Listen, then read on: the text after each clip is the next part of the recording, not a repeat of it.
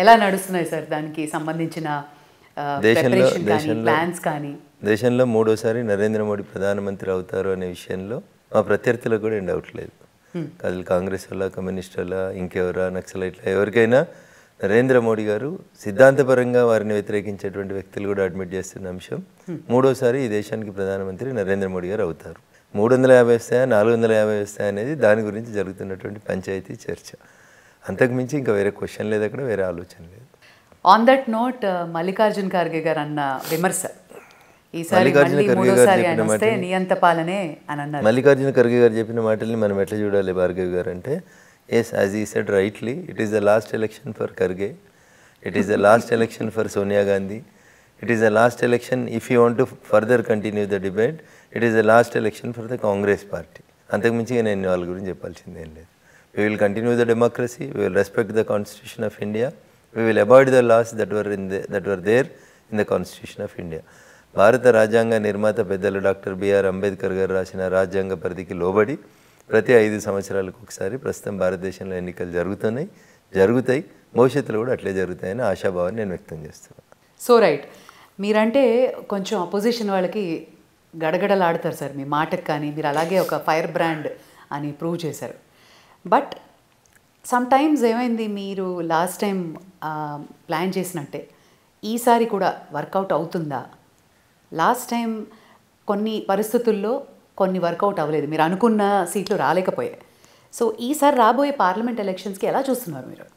మీరు చూడండి, కాశ్మీర్ నుంచి కన్యాకుమారి దాకా ఈ దేశంలో ఉన్నటువంటి ప్రజలు, గల్లీలో ఎవరు లీడర్ ఉన్నా, వాళ్ళ రాష్ట్రంలో ఏ పార్టీ అధికారంలో ఉన్నా, వాళ్ళ ఎమ్మెల్యే ఎవరున్నా, they are least bothered. But when it comes to the matter of country, ఈ దేశం బాగుండాలి, ఈ దేశం భవిష్యత్తు బాగుండాలి, ఈ దేశం గురించి ప్రపంచ దేశాలు ఆలోచించాలి అనేటువంటి ఆలోచన జరుగుతున్న తరుణంలో అన్ని పార్టీలకు సంబంధించినటువంటి న్యూట్రల్గా ఉండేటువంటి ప్రజలంతా బేషరత్తుగా అసలు వేరే ఎవరు వారికి సరిపోయేటువంటి నాయకులు లేరు కాబట్టి నరేంద్ర మోడీ గారికి ఓటు వేయాలనేటువంటి ఆలోచనతో ఉన్నారు.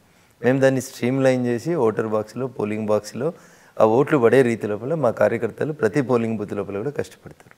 మరి దుబ్బాక టైంలో ఒక బై ఎలక్షన్స్లో గెలిచిన వారు రెగ్యులర్ అసెంబ్లీ ఎలక్షన్స్లో ఎందుకు గెలవలేకపోయారు?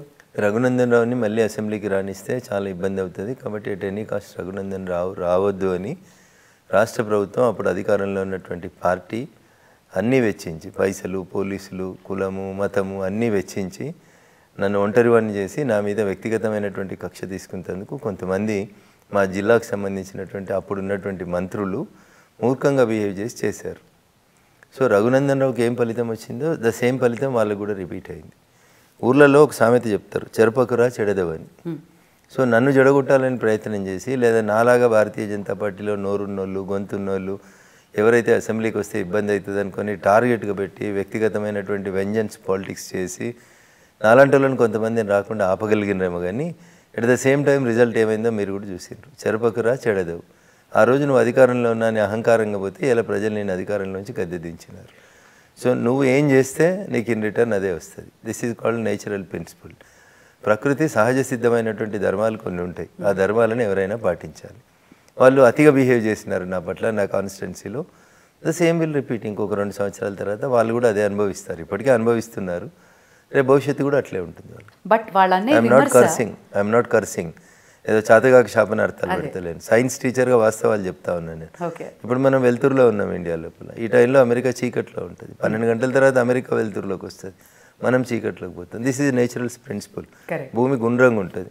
ఈరోజు ఆయన మంత్రి ఉన్నాడని ఎగిరెగిరి పడ్డాడు, ఇలా మంత్రి పదవి పోయింది కదా. రేపు కాంగ్రెస్ వాళ్ళు వచ్చి అదే దండయాత్ర బోత్ ఆర్ సేమ్.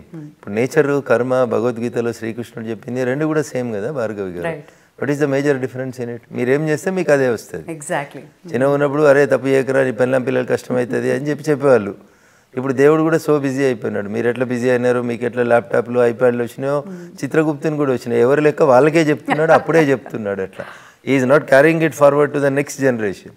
అది లీడర్లు అర్థం చేసుకుంటే మంచిగా ఉంటుంది. తప్పు చేస్తే ఏవైతే అనేది వాళ్ళకి అర్థం కావాలి అట్లా.